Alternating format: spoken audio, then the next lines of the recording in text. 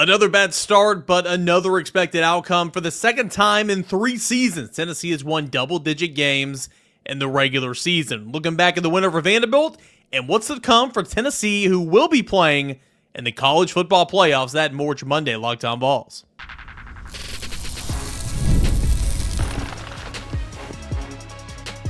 You are Locked On Vols, your daily podcast on the Tennessee Volunteers. Part of the Locked On Podcast Network, your team every day. Hey, good Monday morning, everybody. Welcome into Locked On Vols. I am your host, Eric Kane. Appreciate you guys, as always, for making Locked On Vols your first listen, your first watch each and every single day. You guys know it, everydayers.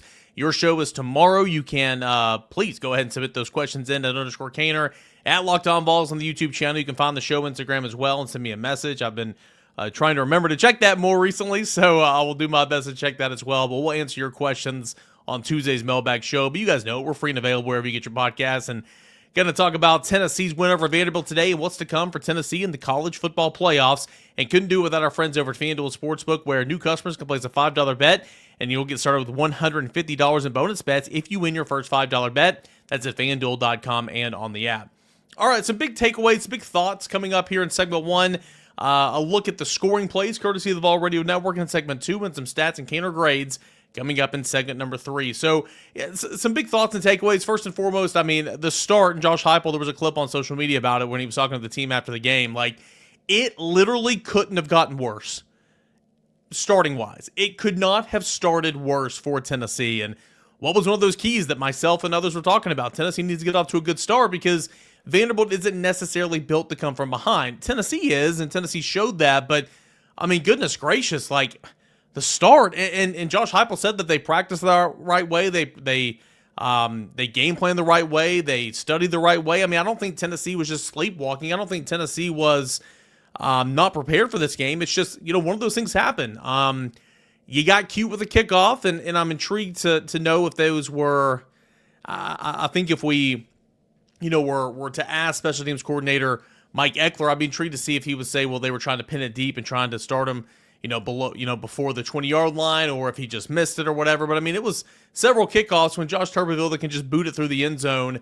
He did not. Now, he still kicked it 100 yards. It was right to the goal line, so it's not like he missed it. But there was a couple of kickoffs throughout the day where simply it didn't go through the end zone when it could. But you had a guy get just completely destroyed out of his lane, and that's all kickoff team is, right? I mean, I used to run down on kickoff back when I played, and kickoff such a high speed and high velocity, and it's a dangerous play, and that's kind of why they took it out in the NFL, essentially, with changing the rules. But you're running so fast down the field that if you just get a little bit on you, it knocks you out of your lane, you open up a seam. And the player that got knocked out of his lane got crushed out of his lane, and then there were some poor angles there. But anyway, it was a 100-yard kickoff return for a touchdown right from the start, and then Tennessee gets the football back, and on its second play from scrimmage, Dylan Sampson, who's going to be an All-American, who should be a Doak Walker finalist, fumbles and gives the football to Vanderbilt at the 26-yard line going in.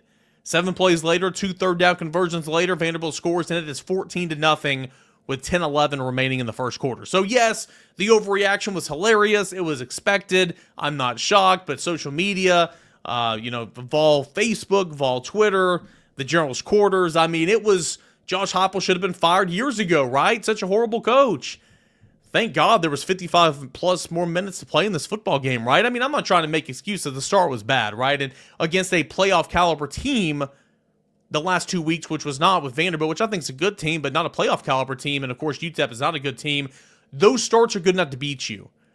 But, it's not good enough to beat Tennessee in these games. So Tennessee's got to find a way to start better. But, oh, my goodness, that was bad. But Tennessee does respond. Tennessee outscores Vanderbilt's gosh, man. I mean, Vanderbilt scored 17 points in the first quarter, scored 6 in the remaining 3 quarters. Tennessee outscored Vanderbilt 29-6 the last 3 quarters. Tennessee outscored Vanderbilt 28-0 in quarters 2 and 3. The explosive plays came back for Tennessee's offense. Of course, 2 to Dante Thornton, 28-yard touchdown, and then an 86-yard touchdown. Mike Matthews, it was a 14-yard touchdown reception. The Miles Kitzelman, the 18-yard touchdown reception on the perfect 2-minute drill right before the half was just gorgeous. All 4 of Nico Iamaleava's touchdown passes in this game came off play action. And Tennessee's, lives on the play action, don't get me wrong, so it's not anything new, but all 4 of Nico's touchdown passes came on the play action.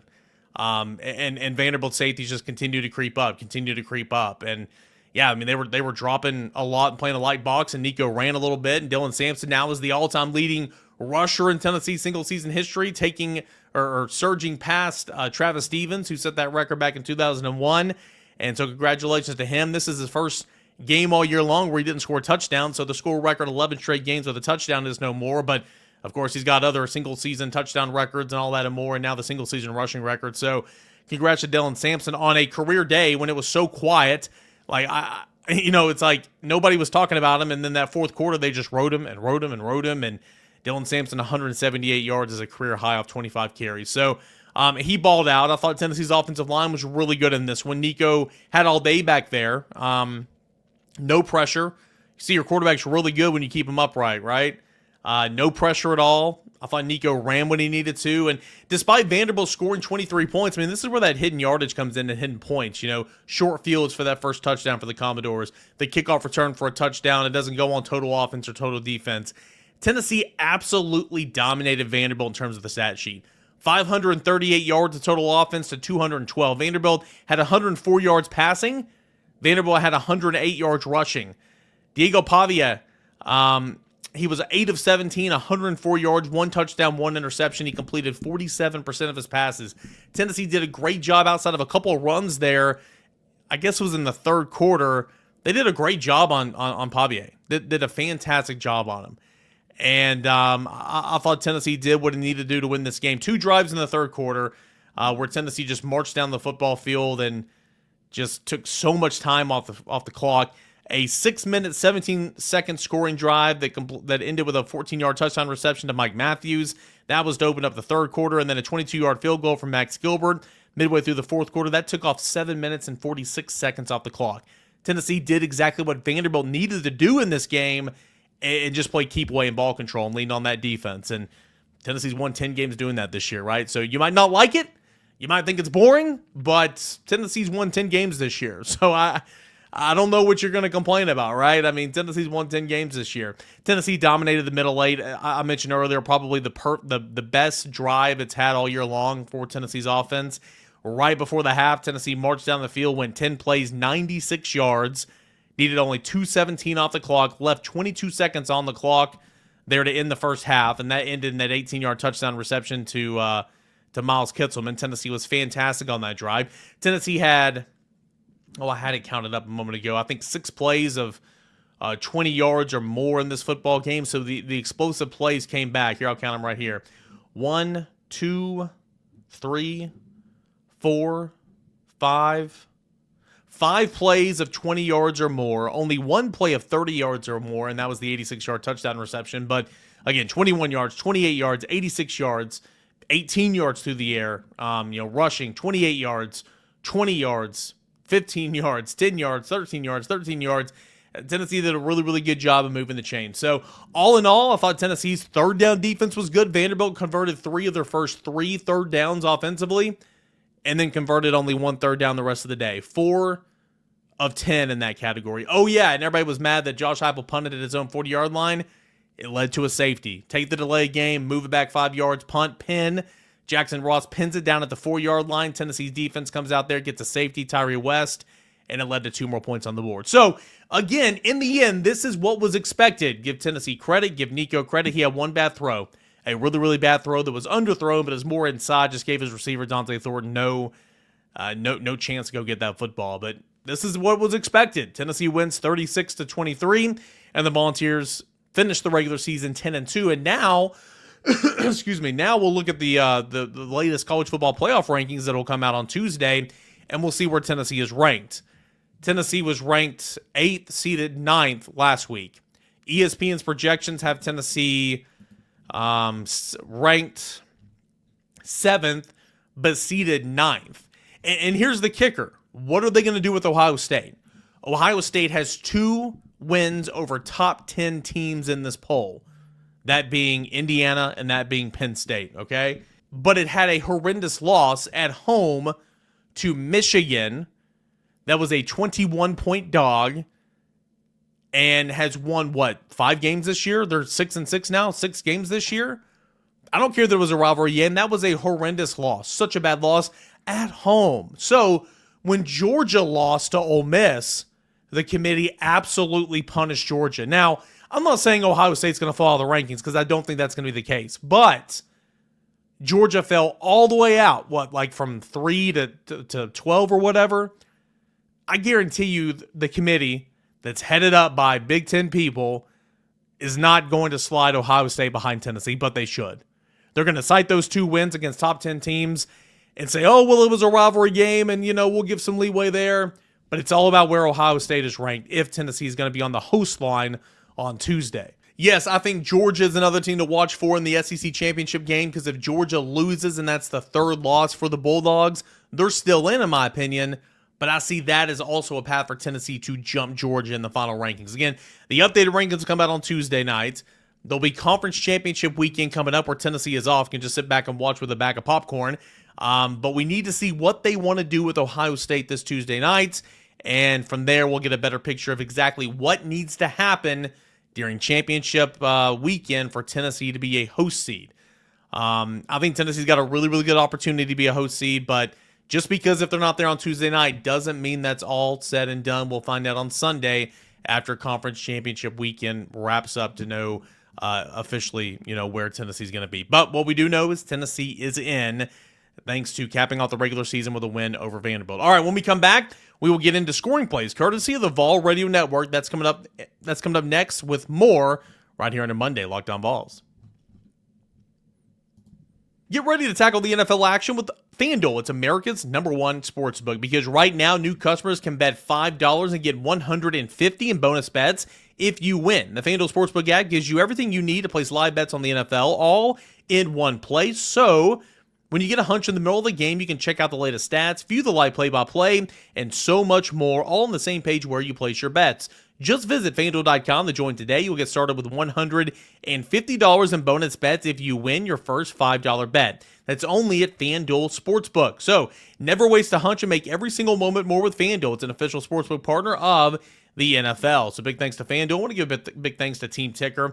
It is a one-of-a-kind sports sign for college fans. If you're watching on YouTube, you can see it over my right shoulder.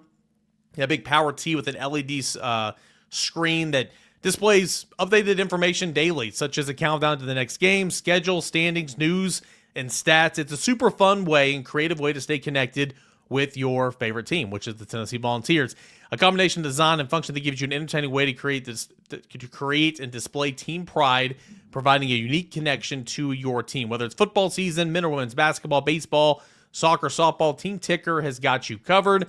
Using the control center, the content control section of your mobile app, it allows you to control the sports that you see in the remote control function, allows you to jump directly to any section of content that you want. Each sign is officially licensed, meeting high-quality standards, and assembled by hand in the United States. So for right now, $50 off holiday sale at TeamTicker.com, $50 off on a holiday sale at TeamTicker.com. Go to TeamTicker.com, and you'll get $50 off right now for our holiday sale. It is Monday, and this is Locked On Vols. We're recapping everything that happened between Tennessee and Vanderbilt, and of course, looking ahead to the college football playoff rankings. Updated edition of those rankings come out tomorrow, and Tennessee needed a win to get in. 97% over there on ESPN, percent chance Tennessee gets in the playoffs. So essentially, it was win and get in, and Tennessee, of course, handled business. So how did Tennessee handle business? Well, let's listen to it, courtesy of our friends over the Vol Radio Network. I have written and verbal permission to play these clips here on Locked On Vols. It was not a great start. It was not a great start at all. Opening kickoff, Vanderbilt returns it to the end zone to take an early 7-0 lead. That's going to come down to the goal line, and they're going to bring it out from there to the 5, 10, trying to get to the outside to the 20, to the 30, down the far sideline to midfield, to the 40. That's Junior Sherrill. He's going to take the opening kickoff all the way back for a Vanderbilt touchdown. 100 yards. Junior Sherrill.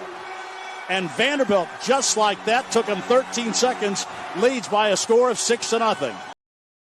So 6-0, PAT made it 7-0, and there was 14:47 remaining in the first quarter. Well, Tennessee gets the football back, returns it, wasn't a good decision, didn't even get it to the 20. Tennessee runs 2 plays. On the second one, All-American running back, I'm just go ahead and phrasing that because he's going to be an All-American, Dylan Sampson fumbles the football, his fourth fumble of the season, and hands it right back to Vanderbilt on the 26-yard line. Well, Vanderbilt goes 7 plays, converts 2 third downs, and punches it in to go up 13-0 before the PAT. Cedric Alexander, he finds pay dirt. Out of the pistol formation. Pavia going to get to his tailback, breaks a tackle, cuts to the right, dives for the end zone, and he's in. Touchdown, Vanderbilt. Cedric Alexander made a nice move as he went over right tackle and then popped it to the outside, curled it around, dove for the pylon, and the Vanderbilt Commodores are leading 13-0. So Tennessee needed something to happen, right? Well, less than 2 minutes later, Tennessee gets the football back and marches 5 plays, 73 yards down the field to put it in the end zone for the first time. It ended on a play-action pass to Dante Thornton on a skinny post, 28-yard reception over the middle of the field, and Tennessee was on the board. Nico out of the shotgun. Going to try his tail. No, he fakes and then fires up in the middle to the 5 to the end zone. Touchdown, Tennessee. Dante Thornton. They faked up the middle to Sampson, and then Dante Thornton ran a post pattern, and Nico laid it out there perfectly. 28 yards, a Tennessee touchdown, and the Volunteers have responded. So Tennessee did respond, as Bob just mentioned right there, but it was Vanderbilt that got on the board next, a 32-yard field goal from Knoxville Catholic's own Brock Taylor, and it was a 17-7 lead. Well, after a failed 4th down attempt, turnover on downs, and an interception by Nico, again his lone bad throw of the day, Max Gilbert cashed in, made it a touchdown ball game, 50 yards, and boy, he needed every single yard to make this one true. As Gilbert will line this one up and try and get Tennessee on the board. Snap down, kick on the way. That kick is spinning toward the uprights, and that kick hits the crossbar and goes over. So the kick is good from 50. Max Gilbert just barely got it there. It hit the crossbar, and then Karen through, and Tennessee makes it a 1-score game. So it was 17-10 at that point in the game. 8:33 left in the second quarter. Tennessee a 3-and-out, got the football back, and 2 plays is all it needed. 1 play, a chunk play of 86 yards. Second progression, Nico scanned the field. Thornton got inside the safety and outran everybody else. 86 yards on the post. And here's how it sounded. Tennessee tied the ball game after the PAT at 17-all. Second down. Sampson, no, they play fake. Now pass over the middle, complete. It's complete there. Dante Thornton to midfield. Thornton to the 40, to the 30, sprinting down the sideline to the 10. Wow. Back up Rocky Top. Touchdown, Tennessee. 86 yards. Dante Thornton caught it and then outran the entire Vanderbilt secondary. 86 yards on that strike. And Nico Iamaleava and Thornton pulled Tennessee to within 1. PAT tied the ball game at 17-all. Tennessee took the lead right before the half. 2 minutes and 17 seconds off the clock. 10 plays, 96 yards. What incredible touch here from Nico to hit Miles Kitzelman off the play-action fake in the back of the end zone for an 18-yard score. Now they send a man in motion across the formation. And Nico got him. Fake, fires, end zone pass. Caught. Touchdown, Tennessee. That's Kitzelman in the back of the end zone. Great play fake to Sampson, and then Nico Iamaleava just threw a perfect strike to Kitzelman as Kitzelman makes the touchdown reception, and the Volunteers take a 23-17 advantage with 22 seconds to go in this first half. So Tennessee led 24-17, heading to the locker room. Tennessee dominated the middle late, came out, first possession of the third quarter, 75 yards, 13 plays, 6:17 off the clock. He went to a freshman, Nico, to Mike Matthews, as Tennessee went up 31-17. Double wing formation on 2nd and 5. Nico, play fake, guns it, touchdown, Tennessee. What a strike. And that was complete to Mike Matthews, the freshman, on a post pattern.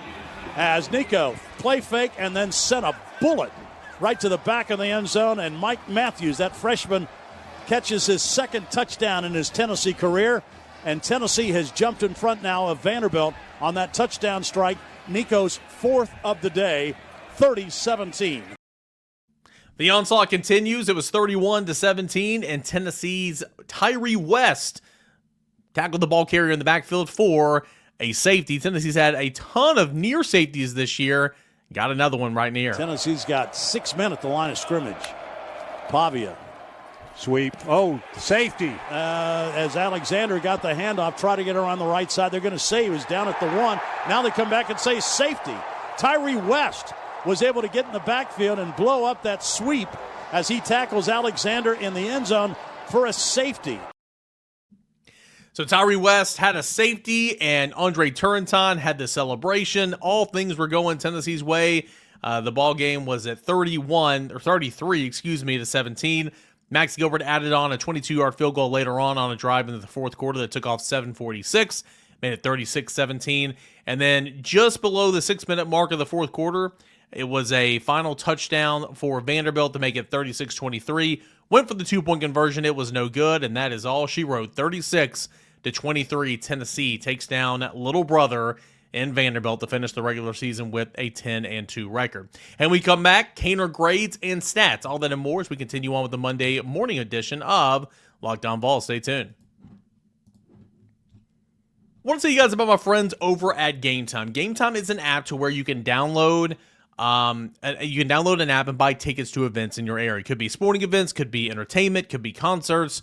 You know, here in Knoxville, you've got tons of stuff going on around Tennessee's campus, but you also have the Bijou Theater and Tennessee Theater on Gay Street. You got Covenant Health Ballpark coming for the Tennessee Smokies next year. Got a lot of things elsewhere in the Knoxville community. My community is here. Your community's got stuff to offer as well. We can both buy tickets by downloading the Gametime app. Take advantage of the lowest price guarantee, where Gametime's going to credit you 110% of the difference if you find a cheaper ticket somewhere else in the same section. It's got the most flexible customer service policy in the ticketing industry, and it's got all-in prices where you're going to see all the fees and pricing up front. No surprises at checkout. That's all on the Gametime app. So you can download the Gametime app, put in the promo code LOCKEDONCollege for $20 off your first purchase. Terms apply. Again, create that account. Put in the promo code LOCKEDONCollege for $20 off. Download Gametime today. Last minute tickets, lowest price, guaranteed. Welcome back into your Monday morning Locked On Vols. Appreciate you guys for being here. Don't forget, Twitter Tuesday mailbag edition of the show. That is coming up on tomorrow's show. So get in those questions, comments, and concerns wherever you want to voice those. I'll see them on the YouTube channel as well at _Caner and at Locked On Vols. Time to look at some stats and some Caner grades. Again, I thought Tennessee, weathered the storm at the beginning, knowing, I think Tennessee had maturity a lot more than at times a small percentage of the Tennessee fan base that were ready to tear down the world there, despite having 55 minutes left in the ball game to play. But Tennessee handled it fine, right? You don't want to go down 14-0, but it is a veteran ball club. You just got to continue to chip away, and when you are a better football team, when everything's better, when your players are better, when your coaches are better, when your quarterback's better, when your defense is better, there's absolutely no reason to panic. So Tennessee didn't panic, and you saw what happened, a comfortable win, 36-23. Again, I talked about those hidden yards, those hidden points for Vanderbilt, because they certainly don't show up in the depth chart, certainly don't show up in the box score. Vanderbilt had 212 yards of total offense. Vanderbilt had 104 yards, passing, had 108 yards rushing. Tennessee just whooped them up defensively and did what it did. Again, Vanderbilt got its first 3 third downs and finished the game with only 4 of 10 in that category. Tennessee, meanwhile, was really good on third downs. Tennessee was 11 of 15 on third downs. The Volunteers possessed the football thanks to those huge, clock-turning drives in the second half where they took nearly 7 and 8 minutes off the clock, respectively, and getting points on the board. 33 minutes and 35 seconds time of possession for Tennessee. 26 minutes, 25 seconds for Vanderbilt. Tennessee did what Vanderbilt needed to do to win this football game, but it was the Volunteers that did just that. Tennessee had total yards of 538 yards of total offense. Tennessee had 257 through the air, 281 on the ground. Tennessee ran for 6 yards per rush. Again, this is a really good football game for the Volunteers. Defensively, got some pressure, 3 sacks, 5 TFLs. That's pretty good. Jackson Moy had a sack, and you had Bryson Eason, Omar Norman-Lott, Joshua Josephs, Will Brooks, all got credited for half a sack. Jamal McCoy's interception was really good in the end zone. I mean, talk about just the concentration, breaking up the ball, falling, rolling over, getting the football. I mean, that was a really nice play there for Jermon McCoy at corner. Tyree West had the safety. I mean, defense just continued to show up and did what it did. And, Tennessee's leading tackler on the day was Arian Carter with 7 tackles, and Jermon McCoy had 6, and no Tennessee player outside of Arian Carter played more than 40 snaps, or at least at linebacker. So I thought that was really, really impressive. So Tennessee did exactly what it was supposed to do pretty much. So we'll go into our Caner grades here. I'll go to the quarterback. Nico had one bad throw. He had one bad throw. It was bad. He underthrew it, and it was well inside. I don't hate if it's underthrown because you're at least going to give your guy a chance to go make a play or get interfered with. You saw that later in the game with Chris Brazzell. But it was so far inside, Dante Thornton had no chance. But that was his lone bad throw. I mean, he had a couple that were deflected, a line of scrimmage. I thought his touch on the Miles Kitselman throw was really good. Hit Dante Thornton in stride, both of his touchdowns. I thought the one to Mike Matthews was a good dart into the end zone. I thought Nico looked really good, and Nico's really started to play good football here towards the end of his redshirt freshman year. That's something to be really, really pleased with heading into next year, and of course, into the playoffs for sure. So, quarterback, I'm going to give a B+ because again, that one bad throw was bad, but overall, I thought he ran well. Really, really good game there from Nico Iamaleava. Running backs are also going to get a B+ only because Dylan Sampson fumbled there on that first series. Sampson, the quietest career game, right? He had 179 yards, 178 total netted, and that's a career best for him.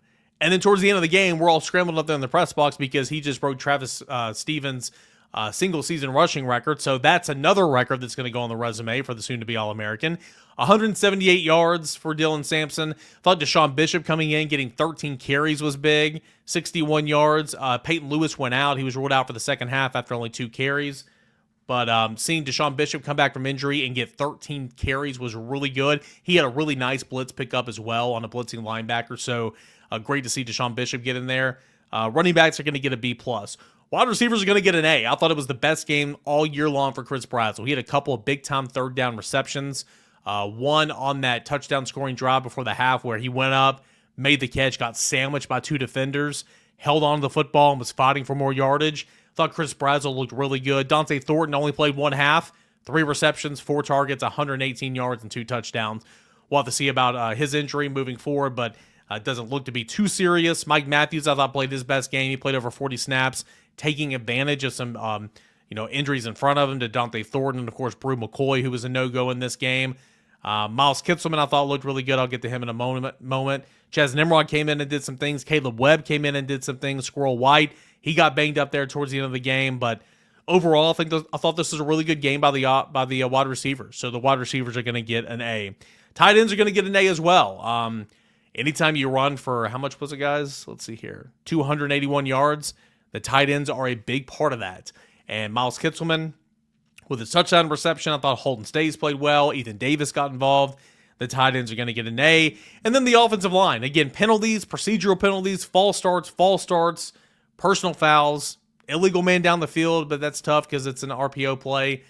The penalties have got to be cleaned up. They've got to be cleaned up. But, again, I just said it. You ran for 281 yards. Your quarterback never got sacked. He got hit one time, and it was on a scramble outside of runs. Offensive line gets an A+. A+ for sure. Defensively, defensive line is going to get a B. I thought James Pierce did not have a good game. I thought that, on Pavia's touchdown throw in the fourth quarter, Pierce had him, let him go. Earlier touchdown run for Cedric Alexander, Pierce took a bad angle. He was offsides once. I didn't think it was a really good day for Pierce. I thought, some of those penalties are tough, like the roughing the passer for Joshua Joseph was tough because he jumped when he threw it and he couldn't really see, but just don't drive him to the ground, right? I mean, just don't drive him to the ground because that's going to be a penalty every single time. David Hobbs' roughing the passer is tough because he was just trying to get a piece of it. Jackson Moy got a face mask as well. I mean, too many penalties up front, but overall, pretty good game. I'll give the defensive line a B. Linebackers, I'll get a B+.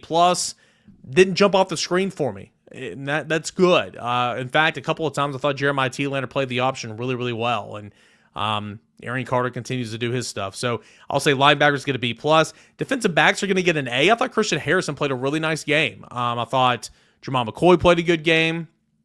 I thought Ricky Gibson showed up. So defensive backs, of course, you only allowed 108 yards passing.